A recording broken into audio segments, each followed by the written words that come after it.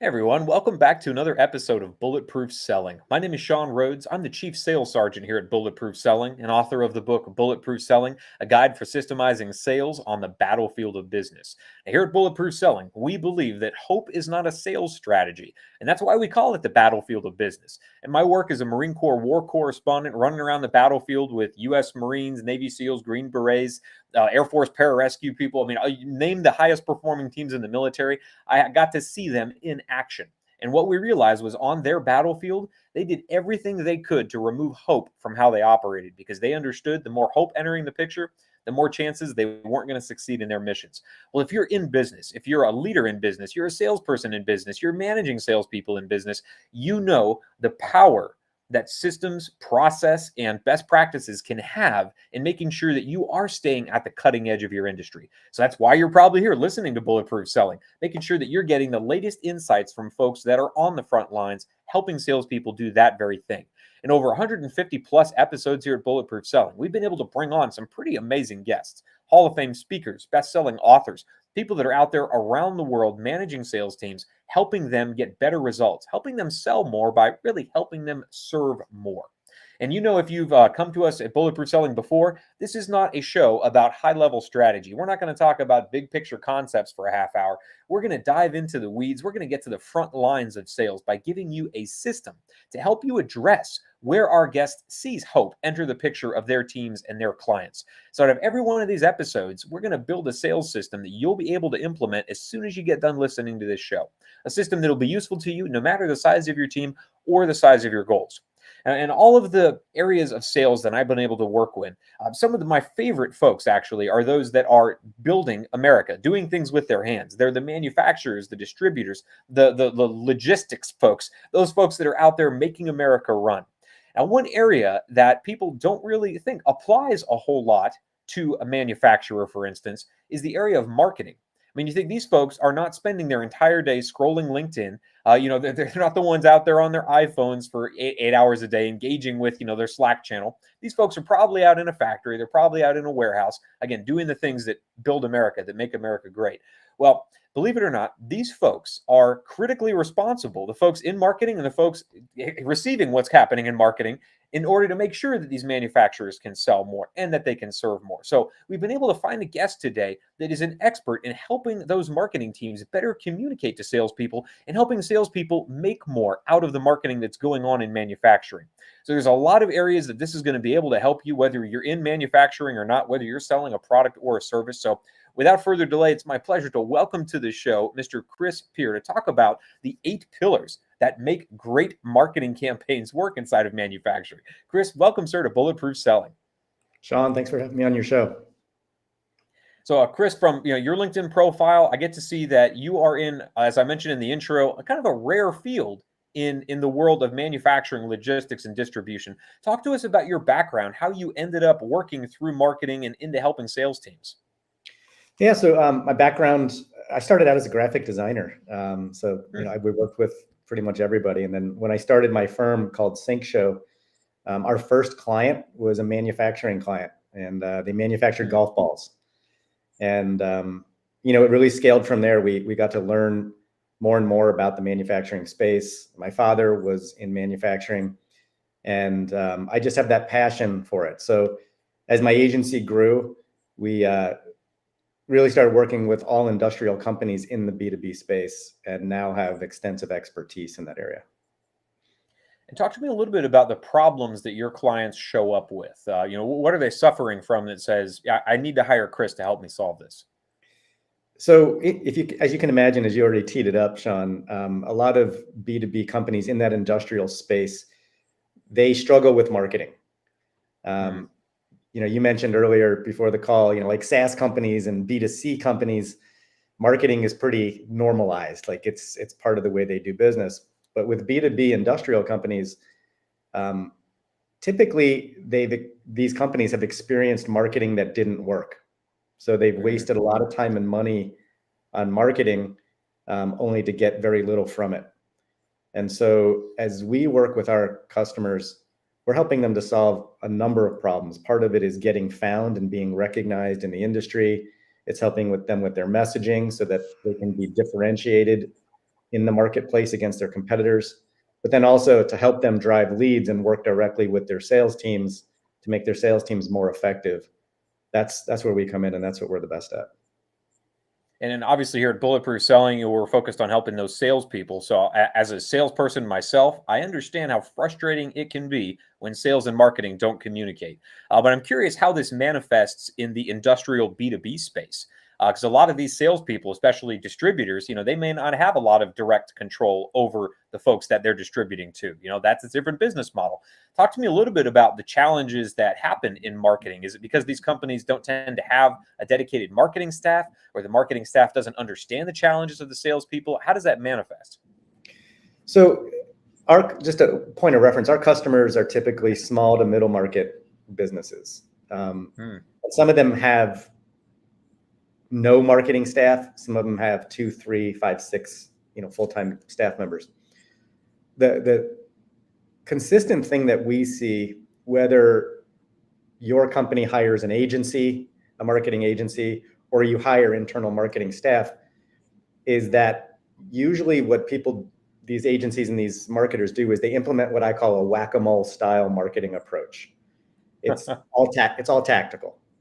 They just start saying, hey, we got to fix the website, or we got to do social media, or paid advertising, or search engine optimization, to name a few.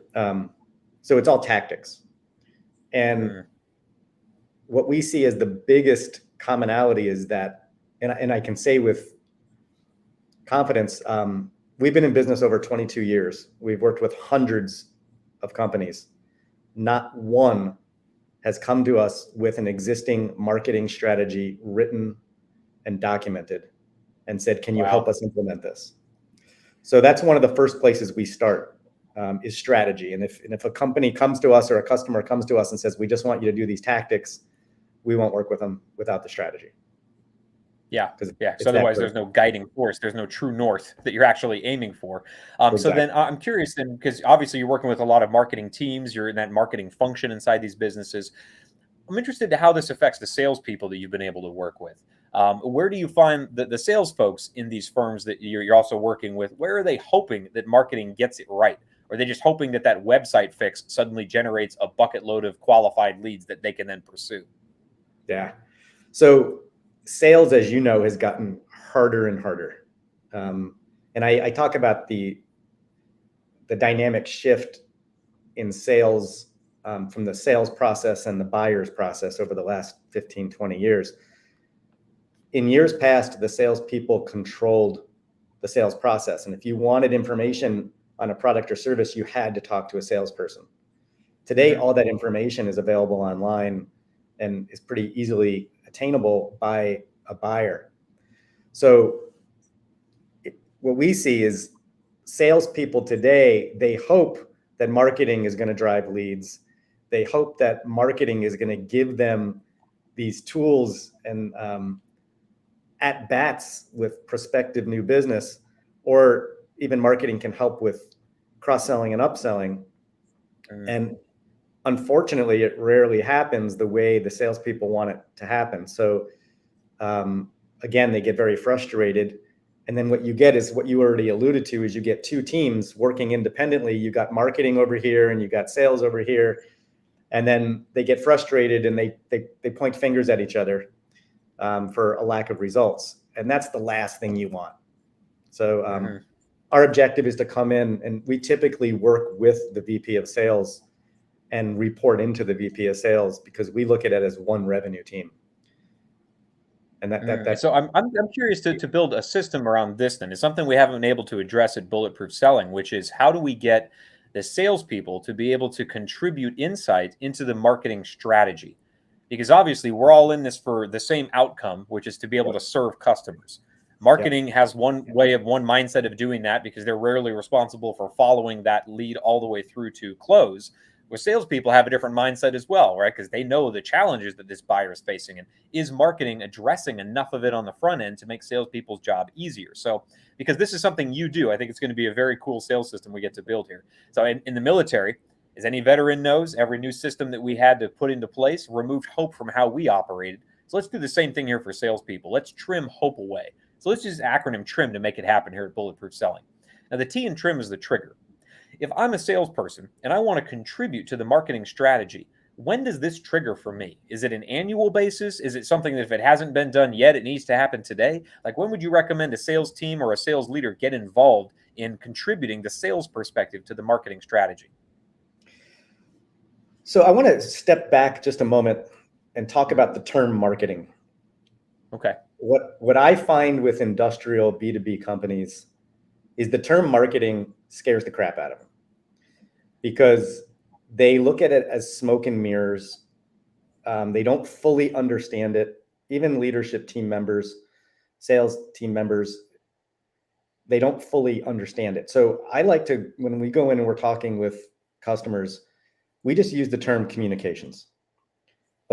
Throughout the term marketing, let's just like, marketing is communications. So it's how you communicate with your internal team and with all external parties. And that could be your prospects, your current customers, your past customers, your employees. So once we can start saying, okay, to your trim analogy, what's the trigger? When you start to build out a communication strategy, marketing strategy, you need to sit down initially with the salespeople to understand who are they selling to, what's their ideal customer profile look like. So I use an analogy often, Sean. I'm a big bass fisherman and I love bass fishing. And so when I'm fishing for bass, I know they're not going to be in salt water. It's a fresh water. So you have to identify the species. You have to identify where they are. You have to identify the type of water they're going to be in. Then you have to have the right tools and equipment, your rod and reels and your lures and the vessel or the boat to get you to those fish. The same thing is true with sales. You have to understand who your customer is, where they are geographically, and how they make buying decisions. And sales and marketing need to be on that same page and have a combined strategy for catching those fish. So I love if we've got that trigger then to sit down and have that conversation together, which for a lot of sales and marketing teams would be historic, to say the least, to even have that conversation happen in the first place. So let's move into the R and trim, which is making this a repeatable process. Because my guess is whether it's, you doing this at one company and then going to another company as a salesperson and needing to do it again, or whether it's something that happens with the launch of a new product, or maybe you're moving into a new vertical and you've got to reset all of this stuff for a new marketing campaign. It needs to be a repeatable process. So what are the 4 or 5 steps that you'd recommend a salesperson goes through with their marketing team? Maybe it's something they do in tandem together to be able to identify and outline, here's the marketing campaign that we're launching from a strategic perspective to make sure that we are aligned every step of the way. Yeah. So that's really what my book is all about. So I wrote a book in coordination with another team member here at my company, Sync Show. The book is titled The Great 8 Pillars of ROI-Driven Marketing. It's specifically written for B2B manufacturing companies. However, I'm republishing it now for all B2B companies. And so when we talk about that repeatable component, we outline 8 core categories in marketing and communications that you have to get right. And if you get those things right, you can launch new products, new services, enter new markets. And it's really geared to ensuring that you are going to get a return on investment from marketing. And, as we've been talking, that ROI from marketing is not possible without the integration of sales. Sales and marketing have to be one team, as I mentioned. So I can walk you through a couple of those, couple of the pillars, if you like, to help illustrate kind of what we're talking about. Absolutely, yeah. Let's address the ones that I know salespeople are going to be most excited to hear about, and then for all 8 of them, we'll absolutely make sure that people have a way to get your book. Yeah. So if you're looking at sales, any good sales organization, you're going to have a sales quota that you've got targets, you've got goals, right? And that's pretty common amongst sales teams. Marketing very rarely has those goals. So the first thing we do is we talk about ROI-driven goals and the key performance indicators that you need to track along the way. And those goals, an ROI-driven goal for marketing has to be tied to sales. So we're looking at average order values. We're looking at, customer life cycles and customer lifetime values. We're looking at close rates, all those key performance indicators that we track. So that's number one, is making sure that your marketing and sales teams have independent goals that combine up to the company's growth goals. Number two, and this is a really critical piece for both sales and marketing, is having a well-articulated and differentiated value proposition. I can't tell you how many times we work with companies and they don't know how to communicate why buyers should choose them over the competition. So you can do all the marketing and sales outreach in the world. You can introduce yourself to thousands of people. If they can't identify how you help them to survive and thrive, they're not going to hire you. So you've got to get your messaging and your value prop really well established and make sure it's differentiated in the marketplace. And then it's shared, it sounds like, between marketing and sales, which sometimes doesn't happen. A great marketing campaign on one value prop then moves into a salesperson's hands, and that salesperson's selling another way. Now they got to retrain the prospect. Maybe they're not interested in your value prop as a salesperson. They came in on the marketing's value prop. So yeah, it's absolutely critical. I'm excited about this so far. Let's go into the third one. So I'm going to jump around a little bit because of the great 8 pillars, there, not all of them are really applicable just to sales. But I want to jump down to another one that's really critical, and that's going to be your analytics and reporting. So this is another area where sales and marketing typically are separate. What we help our clients to implement is one dashboard for all of sales and marketing, key performance indicators, and analytics, because they all tie together. So ensuring that the sales data and the marketing data is in one report is critical, because then you can see how marketing is affecting sales and vice versa. And if you do this properly and you start reporting on all the right numbers, you will see where your breakdown is in revenue development. So an example of this is, I'll give you a quick example. We were working with a manufacturer that we had driven a couple $1 million in pipeline revenue through lead generation, through the marketing effort. And they came to us and said, well, we're not getting an ROI on the services because we're not closing enough business from it. So we looked at all the data and we were able to identify that, one, they had a 3-year sales cycle and we'd only been working with them for about 18 months. But so, okay, well, if you have a 3-year sales cycle, this shouldn't start to drive ROI for some time. But what we did find is that they had a 3% close rate on their quotes, which is horrible in their industry. So we were able to identify, because we're tracking this, that they didn't have a marketing issue. They didn't necessarily have a sales issue. They had a closing issue. So then using that data in those reports, you can then dive in and say, okay, well, why is the closing issue such an issue? Is it price? Is it timing? Is it value prop? So those are the 3 pillars that I think are most impactful on the sales team. And I know if a business leader could see those 3 things in action, in addition to the other things that are part of those 8 pillars, I can only imagine the results they'd begin to get with their marketing. So for further diving in on that, we'll make sure we link to your book. But I want to move into the iron trim now, which is something we had to learn to do in the military, and in manufacturing and in marketing in general, it's critical, which is improvement.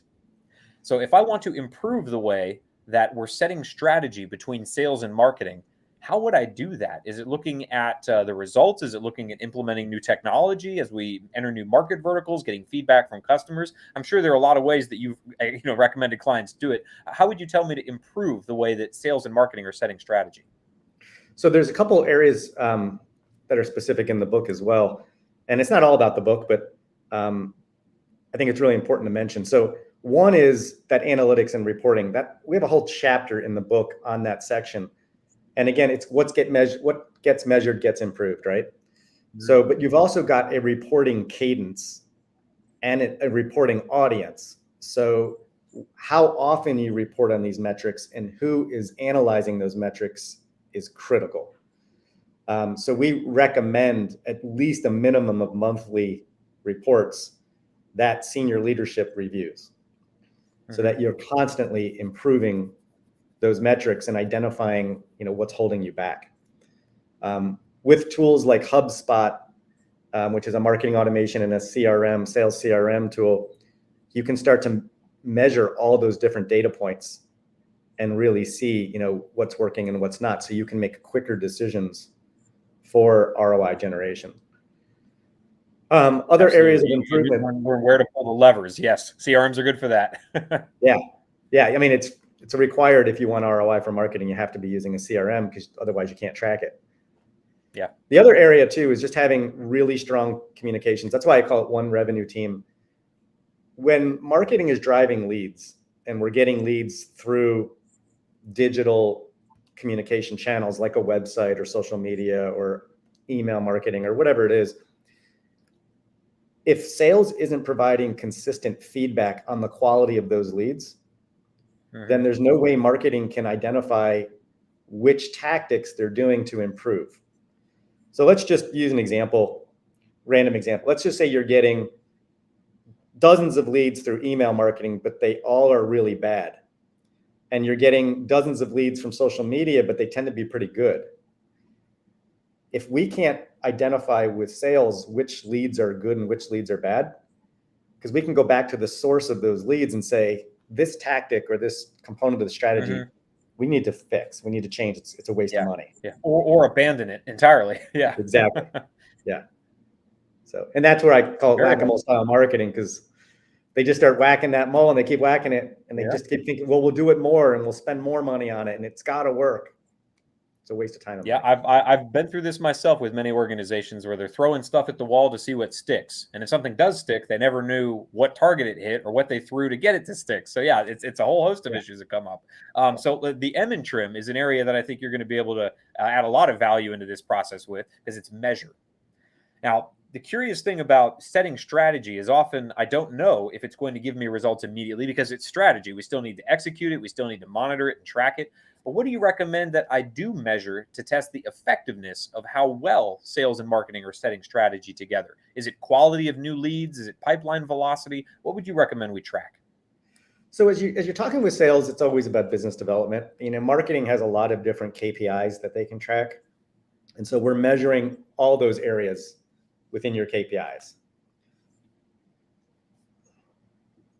And so as you're also talking about measurement, in our book, across the 8 pillars, we have over 120 gold standards that we've defined. Wow. And so what you really use is those gold standards as check marks. Are we achieving the gold standard or are we not? And the more gold standards that you can achieve, the higher your return on investment is going to be. So that's a measurement tool that we use here. We have an online tool that we use to measure those for our clients. And then we constantly look at those gold standards assessments and say, are we moving in the right direction? Specifically with sales, if we're talking specifically on that area, yes, quality of leads, the number of leads. And we break leads up into general leads, marketing qualified leads, and sales qualified leads, then through opportunities, and then through close new business. So those are the key things that we want to track. And as you mentioned already, you need that CRM and a proper sales pipeline to identify those lead stages so that we can track, what's working and how it's doing. And you said something pretty critical that I think is lost in a lot of organizations, which is all of the gold standards, 150 of them, probably more than that if you really look at it, across your entire sales cycle, the standards that you would like to meet to be differentiated, to be known among your customers as the folks who provide excellent products, services, advice, whatever it is that you're selling. Every single one of those can be affected by the strategy that you are executing between sales and marketing. Because if that strategy is off, it's got downstream effects that you may not see until you're getting your quotes out, or you're issuing your proposals, or you're trying to generate referrals. So fixing that strategy early on has a host of holistic effects, if you will, across your entire sales cycle. So that's incredibly important to know. And it really lends back to the value of what's in this book and the strategy that you are helping organizations establish and execute. So Chris, thanks for that end-to-end sales system on how to set better strategy between sales and marketing. How do we get deeper into your world? Where can we find a copy of the book? How do we get connected with you? Excellent. Well, thanks for asking. So my book is The Grade A Pillars of ROI-Driven Marketing. You can find it on Amazon. So you can buy it on Amazon, soft cover and hard cover. My website is syncshow, syncShow.com.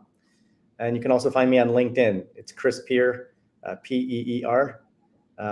If you have any questions, I'm always happy to be a reference or help you solve a problem and just brainstorm with you.